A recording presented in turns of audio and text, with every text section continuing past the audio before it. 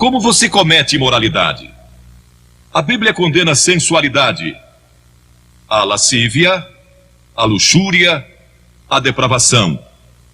Sabem, Deus não condena apenas a ação, mas também os pensamentos e intenções do coração. E estamos sob a sentença de morte por causa disso.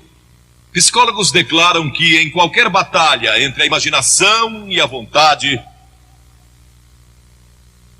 E quantos não travaram essa batalha entre a imaginação e a vontade? Sua imaginação diz: veja quanto poderia se divertir. E sua vontade diz: é melhor não. Mas a vontade invariavelmente perde.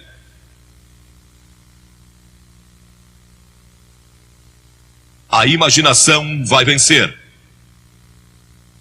Agora, como pode um jovem ter vitória sobre isso? Porque a Bíblia diz, em 1 Pedro 2,11, que devemos nos abster das paixões carnais que fazem guerra contra a alma. Como você pode se abster com esses impulsos dentro de você, se tem esse tremendo desejo alimentado pela televisão e pelas revistas e onde quer que você olhe? Não creio que possa, como uma pessoa jovem hoje, nesta geração, sem Cristo no coração. É quase impossível. Você pode sobreviver se nasceu de novo. A Bíblia diz que precisamos nascer de novo. Há um ano atrás surgiu um best-seller de John Nesbitt, intitulado Novas Direções Transformando Nossas Vidas. Paulo, em Romanos 12, diz que devemos ser transformados pela renovação da nossa mente. No ano passado fizeram um filme intitulado Os Transformadores. Quem é o verdadeiro transformador? Vou lhe dizer quem é o verdadeiro transformador: é Jesus Cristo, que disse: você precisa nascer de novo se quiser ver o reino de Deus. Você já nasceu de novo? Tem certeza disso? Está seguro? Cristo vive em seu coração para lhe dar poder e força para resistir às tentações desta hora. Ele nos transforma quando nascemos de novo, não pela religião. Tenha um relacionamento com Cristo. Deixe que Ele controle sua vida constantemente. Mas então você pergunta: como é que eu nasço de novo? Primeiro, arrependa-se dos seus pecados. Todos somos pecadores. Arrependimento significa mudança em seus pensamentos e seu estilo de vida. Você está disposto a deixar Deus entrar, transformando numa nova pessoa? É algo que só Deus pode fazer. É uma obra sobrenatural. Você não pode fazê-lo. Não pode transformar a si mesmo. Deus tem que fazê-lo. O Espírito Santo tem que fazê-lo. E quando se arrepende e diz a Deus: Senhor, eu quero deixar meus pecados, quero mudar todo o meu estilo de vida. Isso é se arrepender. E segundo, você vem pela fé. Fé significa entrega. Você se entrega a Cristo como seu único Salvador, seu único Senhor. E Ele entra em seu coração pelo Espírito Santo. E Ele lhe dá um poder que você normalmente não teria.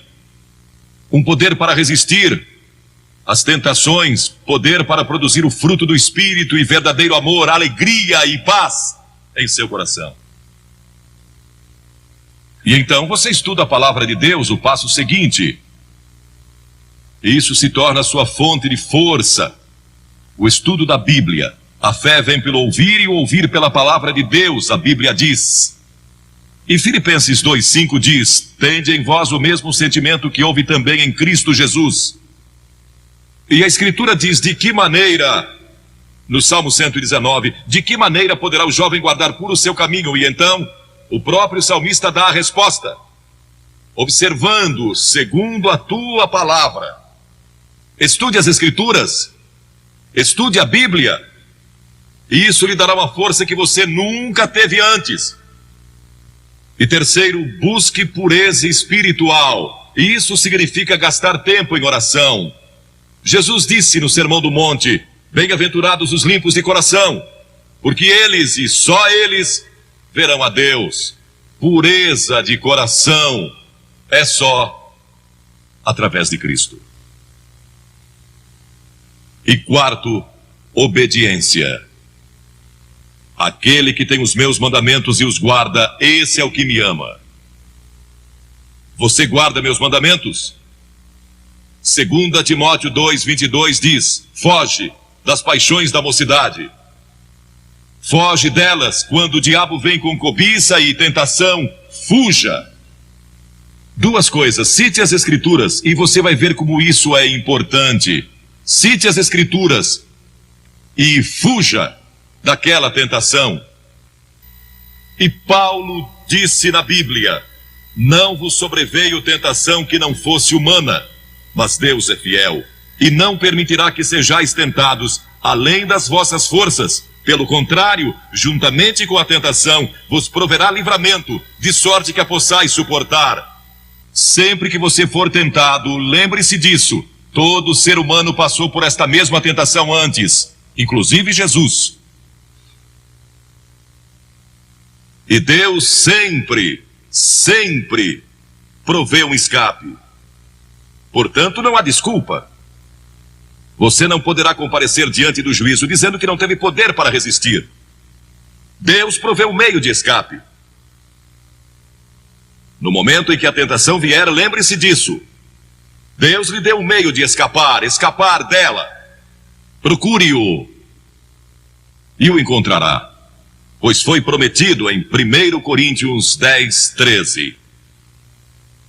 Agora, estes princípios não são apenas para os jovens, são para os adultos também. Todos nós precisamos desses princípios em todas as fases da nossa vida. Paulo, escrevendo ao jovem Timóteo, disse: conserva-te a ti mesmo puro. Conserva-te puro. Quantos de nós aqui somos puros? Basta viver dia a dia nesta nossa sociedade saturada pelo sexo para sentir impureza nos contaminando. Nunca houve uma geração como esta. Viveram assim em Sodoma, em Gomorra, e em Roma e em outras civilizações do passado, mas nunca tivemos a página impressa com isso diariamente. Nunca tivemos a televisão, nunca tivemos filmes, nem tantas outras coisas lançadas sobre nós da forma que vemos hoje. Nunca houve uma geração que tivesse tanta necessidade do poder de Cristo em seu coração para resistir como esta geração. Quando José foi tentado, e aquela mulher, a esposa de Potifar, tentou segurá-lo e convencê-lo a ir para a cama com ela, ele a deixou e fugiu. E a Escritura diz que deixou as vestes nas mãos dela. E José pensou que estava perdendo tudo, porque tinha subido ao posto máximo do império comercial de Potifar. Foi lançado na prisão, mas não sabia que Deus tinha sua mão sobre ele o tempo todo, e sempre que você resiste, Deus está guardando você, e vai estar ali para ajudá-lo. Agora, esta pobre mulher que tinha sido arrastada pelos fariseus e saduceus e condenada, tinha sido surpreendida em adultério. De acordo com a lei de Moisés, ela e o homem que estava com ela mereciam morrer. O castigo era duro sob a lei de Moisés. Mas todos ali se sentiram condenados por causa dos seus próprios pecados quando leram os 10 mandamentos ou o que Jesus estava escrevendo. Foram convencidos do seu pecado, talvez de orgulho, ou idolatria, ou cobiça, ou mentira, e são pecados diante de Deus tanto quanto imoralidade. E muitos de nós aqui hoje talvez não sejamos culpados de adultério ou fornicação, mas somos culpados de muitas outras coisas. Satanás às vezes nos leva a pensar: bem, eu não sou imoral, então este sermão não é para mim. Esta mensagem é para todos aqui, porque todos pecamos e estamos destituídos da glória de Deus, e talvez seu problema seja orgulho ou hipocrisia. Eles leram seus pecados escritos na areia e se retiraram. Algumas das pessoas mais morais aqui hoje, algumas das melhores pessoas deste país, precisam de Cristo, tanto quanto aquele que cometeu imoralidade sexual. Jesus disse: mulher, onde estão os teus acusadores? Ninguém te condenou? E havia música em sua voz quando ela respondeu: ninguém, Senhor. Naquele momento ela recebeu Cristo como seu Senhor, porque este é o sentido da palavra no grego, meu verdadeiro Senhor.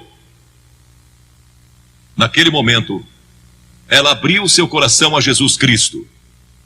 As Escrituras dizem: vinde, pois, e arrazoemos. Diz o Senhor: ainda que vossos pecados são como a escarlate, eles se tornarão brancos como a neve, ainda que são vermelhos como o carmesim, se tornarão como a lã. Como pode ser isso? Por causa da cruz. Quando Cristo morreu na cruz, ele levou o nosso pecado e pecados. E há uma diferença entre pecado e pecados, plural. Pecado é a doença que temos, é a raiz. E dela vem os pecados: orgulho, lascívia, cobiça, inveja, o que quer que seja. Os pecados daquela mulher foram perdoados porque Jesus foi para a cruz. E nossos pecados podem ser perdoados porque ele levou esses pecados sobre a cruz por nós. E Deus o ressuscitou dos mortos, e ele está vivo hoje. E está pronto para entrar em seu coração e transformar sua vida. E então Jesus deu a essa mulher esperança para o futuro. Ele disse: vai e não peques mais. Volte para a sua cidade, volte para os seus amigos, volte para a sua velha vizinhança, volte para todos os lugares por onde você andou e não peques mais, porque eu estarei com você, dando-lhe força e poder para resistir às tentações. A Bíblia diz que o próprio Jesus foi tentado em todas as coisas à nossa semelhança, mas sem pecado. Seu passado pode ser perdoado e você pode ter um poder especial para resistir ao pecado no futuro. Você já recebeu a Cristo em seu coração? Talvez diga: bem, Billy, eu fui batizado e fui confirmado conforme a tradição da minha igreja. Você vive uma vida reta e realmente não é má pessoa. Mas no fundo do seu coração realmente não conhece a Cristo, não tem certeza disso, ou talvez você seja a pior pessoa de sua cidade e está vivendo hoje. Ele perdoará você, se você deixar. Ele morreu por você, verteu seu sangue por você, e foi pendurado na cruz. E puseram pregos em suas mãos e uma coroa de espinhos na cabeça. E o sangue jorrou das feridas. E ele clamou: Deus meu, por que me desamparaste? E curvou sua cabeça e disse: está consumado, o caminho da salvação agora está completo. E ele foi recebido de volta no céu, para onde nós iremos um dia. Se eu morrer hoje, sei que vou estar com ele lá. Tenho certeza disso, não porque eu mereça. Não sou uma boa pessoa nesse sentido. Não sou bom que chega para ir ao céu. Não é porque eu li a Bíblia ou preguei em reuniões como esta. Não vou para o céu por causa disso. Vou para o céu por causa do que Cristo fez, e você pode ir para o céu da mesma forma. E pode receber perdão dos seus pecados. E pode ter poder em sua vida para resistir à tentação quando ela vier. Você diz: que devo fazer? Como eu disse há pouco, disponha-se a dar as costas ao pecado e se arrepender. Segundo, pela fé, receba a Cristo. Essa palavra fé é mais do que você pode conceber. Significa dedicação. Eu me entrego.